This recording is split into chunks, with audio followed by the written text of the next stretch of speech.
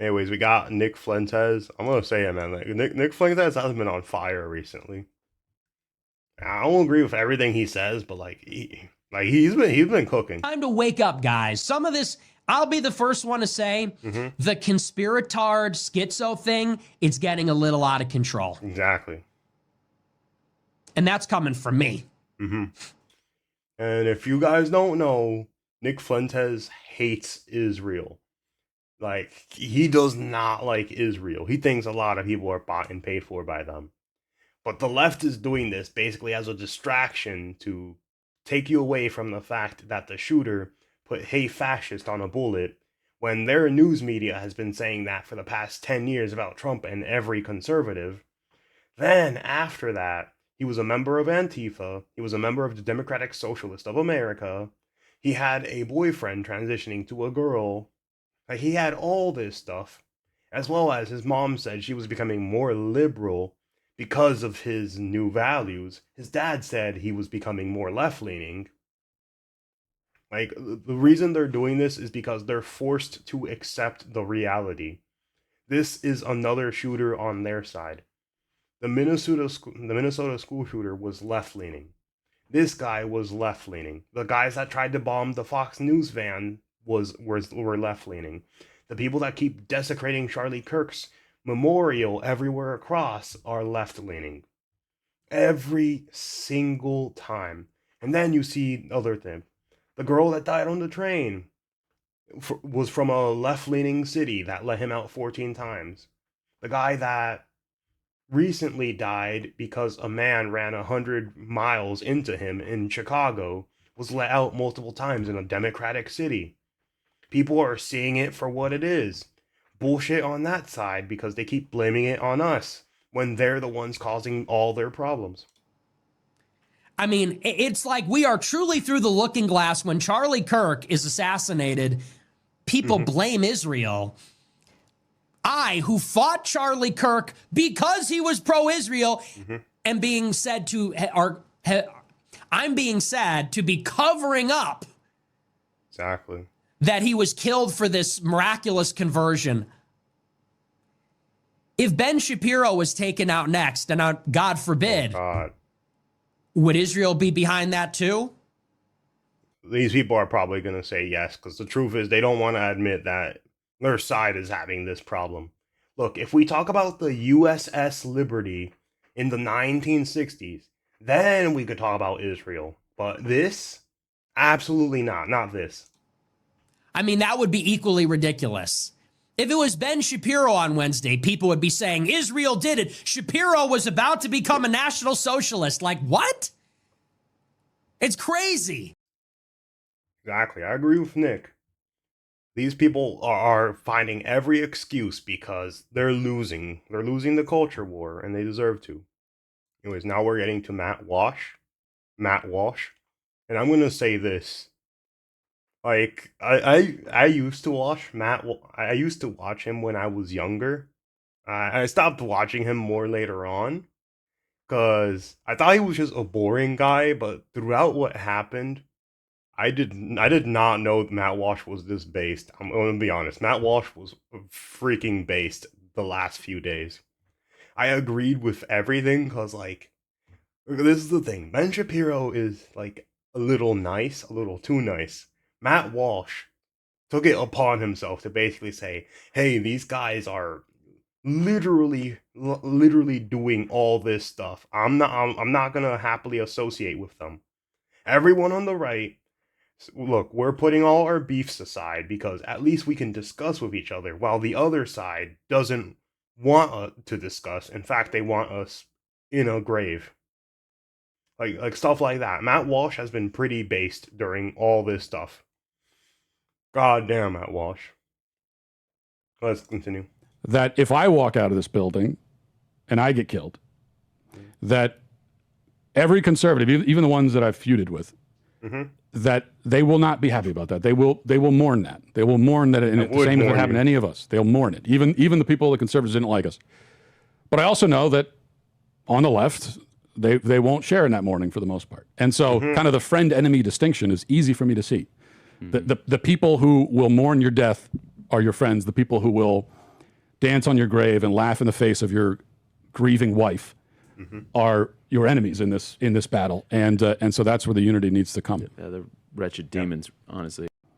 That Yeah. And that was Daily Wire on the Charlie Kirk show. At first it was JD Vance, then it was them. There's going to be a lot of other speakers. And I agree, platforming these guys and talking about Charlie, not only that, but as you can see, Charlie's presence is so big that his share cannot be filled by anybody else. It's going to stay there, open, empty. And I'm going to say it. His wife is going to be the closest replacement there is to Charlie. Like, she's never going to fully replace him, but she is the embodiment of what Charlie used to be. And I'm glad that the Charlie Kirk show is not going to be silent. And I'm glad that they're moving towards multiple universities. Dramatic thing happens in the U.S., it just becomes irrelevant. Then I really need to be educated on this, apparently. Explain to me why every single time a traumatic thing happens in the U.S., it just becomes irrelevant. Then apparently we don't show enough empathy for Palestine, and it's always free Palestine. All the innocent children lives that dies in Palestine. It's not me showing no empathy. I'm going to tell you this. Palestine and Vietnam have one thing in common, and that's you'll see children with AKs fighting in wars. And the thing is, that's something that they do themselves, that they prioritize themselves, that they actively enjoy, like, they actively do that themselves. Like, a lot of these Palestine people will never once admit that, like, these guys are kind of crazy. They're exactly like the Vietnam War. Child soldiers holding guns, and it's absolutely tragic. So every time something happens here, they're like, oh, what about this? What about this? Every single time. Like, you for once never think about the tragedies here. You think about the tragedies there. Like, I'm sorry, but it's another country. They're the ones who have to fix their government. And they're the ones who have to do everything. Because every time we give them aid, they don't feed their civilians. They don't build houses. They make missiles in order to shoot into Israel. That's what they do with our aid. They don't actually do anything else with it. I don't understand why we disregard things that happen in our country, the U.S., but we have to care about a third world country way the fuck over there. No one fucking cared about 9/11. No one cared about all the mass shootings as low as elementary school. All innocent lives killed, by the way, including children, by the way. Elementary, high school, college, churches, Las Vegas, Katrina, the Oklahoma bombing, the San Francisco fucking earthquake. No one give a fuck about that. That was thousands and thousands and thousands of children dead.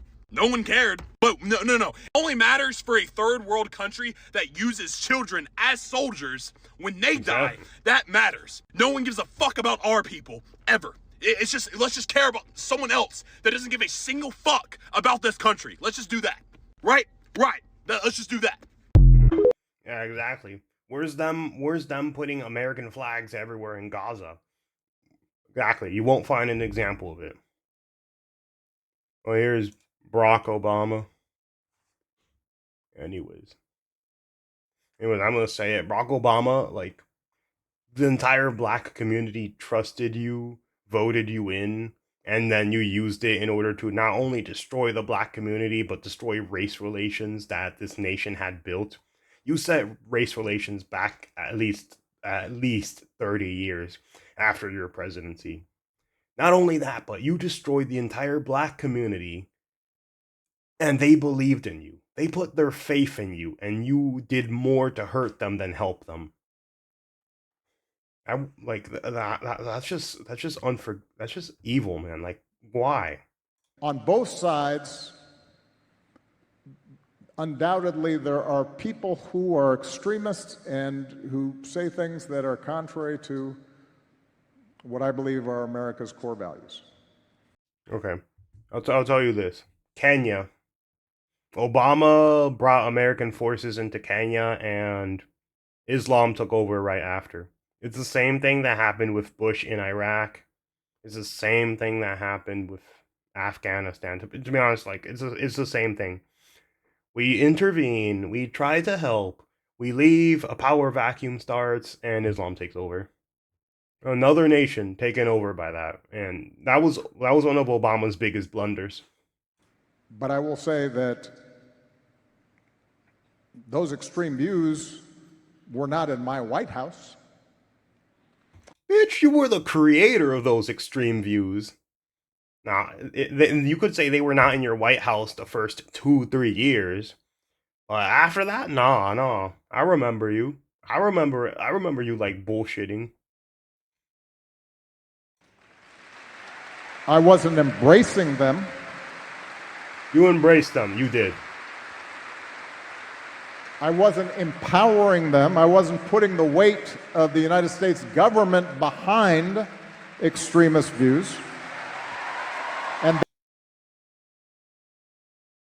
Okay, Obama. Okay, what about...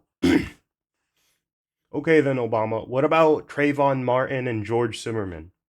What about the fact that you lied? What about that fact? Does that fact matter to you at all? That you lied to the American people about what happened?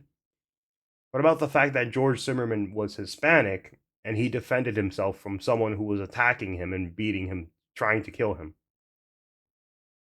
And then what did you say? Oh, he looked like he could be my child. That's what you said. You didn't say his actions were bad, he should have been taken to jail, and Zimmerman should have listened a little better to the police. You could have said something like that. But no, what you said instead was, oh, he could have been my child, and then that was pretty much the prerequisite of Black Lives Matter starting.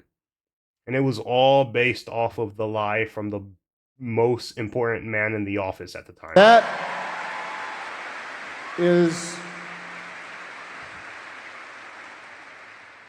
when we have the weight of the United States government behind extremist views, we've got a problem. Yeah, great, Obama. Tell that to the people who care, because like, to be honest, you failed your own people. Okay, and here's another one. I did not expect Jeffree Star to be actually pretty based as well. Like he's the gayest guy in the building. Like that ain't no question. He encouraged everyone to speak about their beliefs, whether And he's doing well. they believe them or not. Am I a Republican? No, I'm a person. Because I'm standing up for someone that passed away, I'm now being called names in the chat. This is what's wrong with a lot of you people. You will never get far in life. You are sick in the head. Someone just said they're unsubscribing from me. Thank God, please. Thank God. 'Cause if you believe in vain thems, Welcome. you're part of the problem. If you're so stupid enough to go against science, please unfollow me. Jeffrey, what? And I love this shit. Like, you see, like pink hair, makeup, all that stuff. He's not saying he's a woman. He's just a man who likes dresses and makeup and like girl nails and all that stuff. And he's proud of that shit. And I'm saying, I'm cool with it. I don't mind.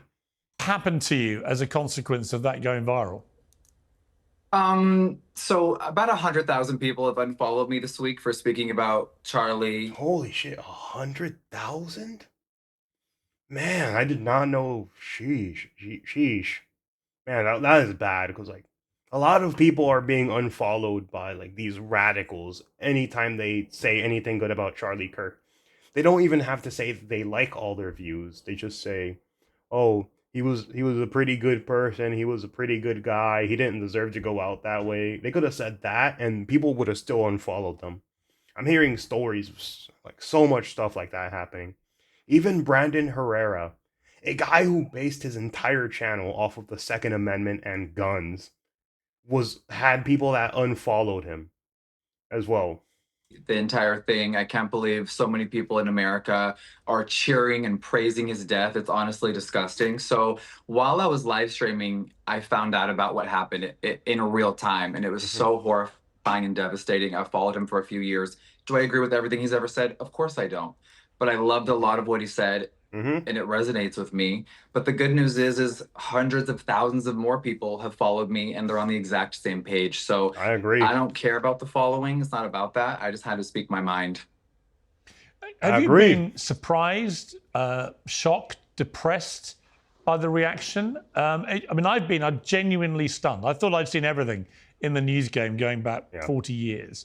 But to see the outpouring of gleeful celebration of a young man's murder for expressing his opinions, and a young man who would deliberately go into the opposition territory, college campuses, and get people to line up and say, come on argue with me in a respectful way. The idea that he gets murdered for doing that all the time seemed particularly perverse to me.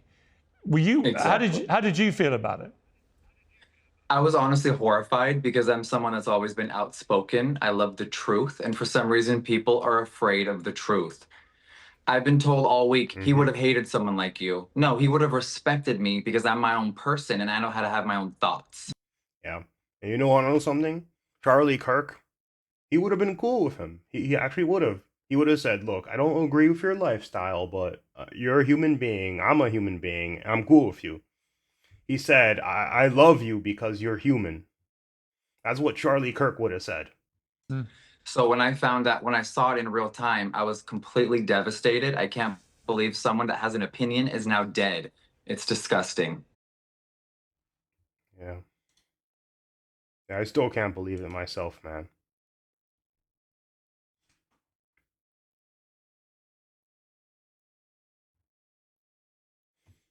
Okay, here's another one. Here is a disgusting L take from ABC. I'll get into the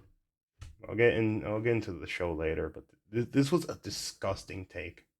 We have seen an alleged murder with such specific text messages about the alleged murder weapon, where it was hidden, how it was placed, what was on it, but also it was very touching in a way that I think many of us didn't expect. Oh my god. Oh wow. Very touching messages from the guy who killed Charlie Kirk in cold blood. Yeah, very, very touching. Very intimate portrait into this relationship between the suspect's roommate and the suspect himself, with him repeatedly calling his roommate who is transitioning, calling him my love, and I want to protect you, my love. So it was this duality of someone who... What about Charlie Kirk and his relationship with her, where he proposed to her, he had kids with her, they loved each other, they looked great together. What about that beautiful love story that was tragically taken away from us? The attorney said not only jeopardized the life of Charlie Kirk and the crowd, but was doing it in front of children, which is one of the aggravating circumstances of this case. And on the other hand, he was, speaking so lovingly about his partner. So a very interesting and, as Pierre said, riveting press conference, David. It was tough. Oh, well, thanks, ABC. That's great messaging from that. Yeah, great. What the fuck, man? I'm sorry, man. Like, these people are so indoctrinated. They don't even know how, they're so far left. They don't even know, they don't even know what a regular liberal looks like.